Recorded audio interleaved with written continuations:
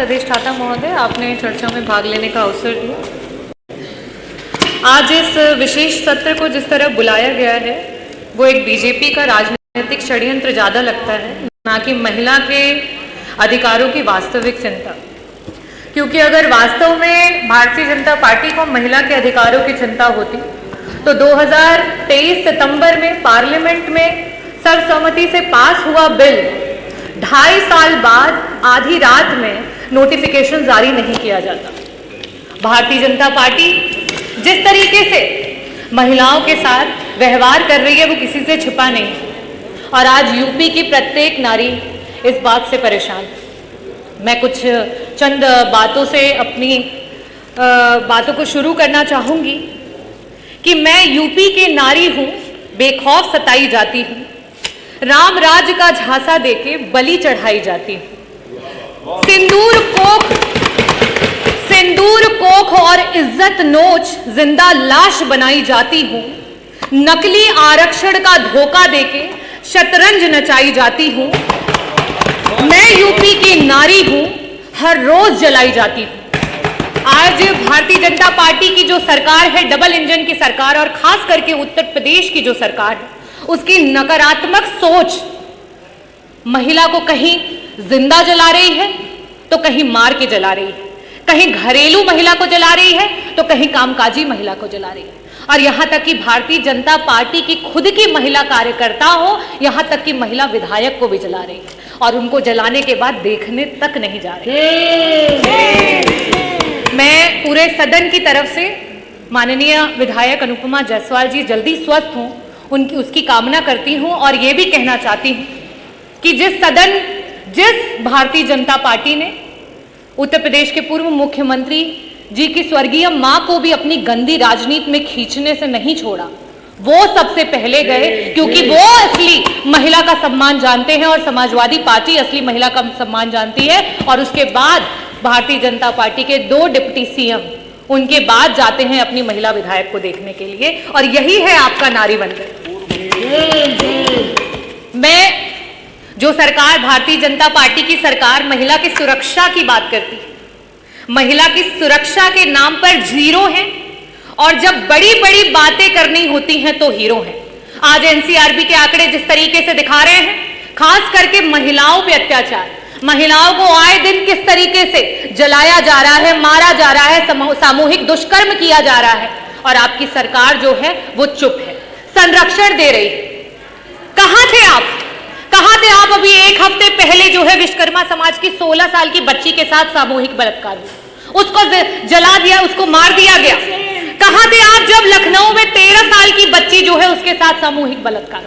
कहां थे आप जब गाजियाबाद में 4 साल की बच्ची है उसकी बलात्कार करके हत्या कर दी गई? कहां थे आप जब मेरठ में एक दलित मां को मार दिया और उसकी बेटी को उठा करके ले गए? कहां थे आप जब कानपुर में एक 15 साल की बिटिया को उसका यौन शोषण किया जा रहा है?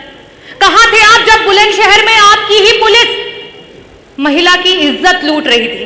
कहां थे आप जब घटना हुई हाथरस में, मथुरा में, मेरठ में, सुल्तानपुर में, कासगंज में, कौशाम्बी में, बनारस में, लखीमपुर खीरी में, उन्नाव में और फतेहपुर में बेटियां बर्बाद हो गई? कहां थे आप? अगर इन परिवारों को किसी ने मदद पहुंचाई तो समाजवादी पार्टी ने पहुंचाई, अगर वहां कोई पहुंचा तो समाजवादी पार्टी के राष्ट्रीय अध्यक्ष श्री अखिलेश यादव जी को।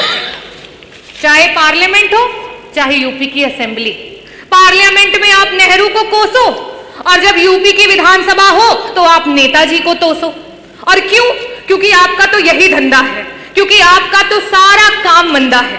नेताजी ने उस सोच को आगे बढ़ाया कि पंचायत चुनाव में 33% का आरक्षण ला करके महिलाओं को पंचायत में ब्लॉक प्रमुख से लेकर के जिला पंचायत अध्यक्ष से लेकर के प्रधान से लेकर के बीडीसी की कुर्सियों पर बिठाया। लेकिन आप क्या कर रहे हो?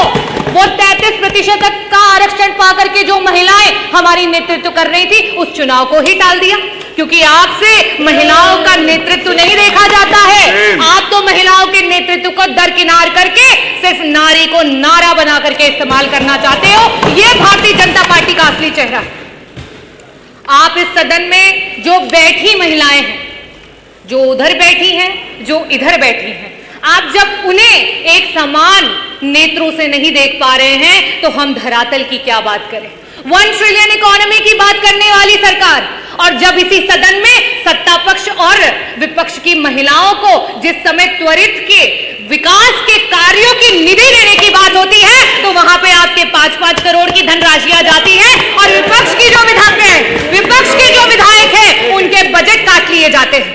क्या ये उनके विधायक क्षेत्र विधानसभा के क्षेत्रों की आधी आबादी का अपमान नहीं है? क्या उनको विकास का अधिकार नहीं है? ये है आपका झूठा नारी वंदन और नारी अभिनंदन। और आप महिलाओं की बात करते हैं। आज रोडों पे आशाएं रो रही हैं, आज रोडों पे समूह की बहनें रो रही हैं, आज रोडों पे आंगनवाड़ी की महिलाएं रो रही हैं, आज हमारी रसोइयां रो रही हैं, आज हमारी पंचायत सहायक रो रही हैं, आज महिलाएं, जो युवा महिलाएं हैं वो नौकरी का इंतजार करते करते रो रही हैं और आप महिला वंदन की बात करते हैं। मैं आपसे कहना चाहूंगी कि अगर आप महिलाओं को सच में आरक्षण देना चाहते हो तो आज की वर्तमान स्थिति में उत्तर प्रदेश के सदन में 403 सीटों पर आप 33 क्या 50% का आरक्षण लागू करो और पूरा समूचा विपक्ष आपके साथ खड़ा हो जाएगा। लेकिन आप तो षड्यंत्र करना चाहते हो, आप तो विधानसभाओं को तोड़ना मरोड़ना चाहते हो। आप 2011 के सेंसस से अभी के आरक्षण को लागू करना चाहते हो। आप नियम कानून से नहीं चलना चाहते हो, आप सिर्फ और सिर्फ नारी को इस्तेमाल करके, नारा बना करके अपनी कुर्सी को हथियाना चाहते हो। मैं आखिरी में अधिष्ठाता महोदय सिर्फ यही कहना चाहूंगी कि ये बिल पे चर्चा तो बस एक बहाना था, महिला का नाम लेकर वोट पर निशाना था और आरक्षण का ढोंग पीटकर लागू नहीं कराना था।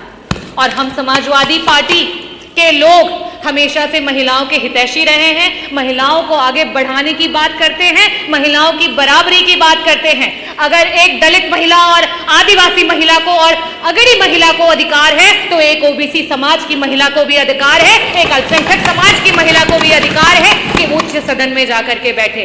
लेकिन आपके षड्यंत्र और मंसूबे और जो भारतीय जनता पार्टी ने करने का प्रयास किया है, माननीय अधिष्ठाता महोदय अभी तो 8 मिनट हुए भी नहीं, पूरा कर लेने कि अभी अच्छा करिए जल्दी करिए। जो नैरेटिव सेट करने का प्रयास किया है वो नैरेटिव धरातल पर फेल हो गया है और 2027 में पीडीए की जो ए है आधी आबादी वो बढ़ चढ़ करके आपको आईना दिखाएगी और 2027 में समाजवादियों की सरकार लाएगी।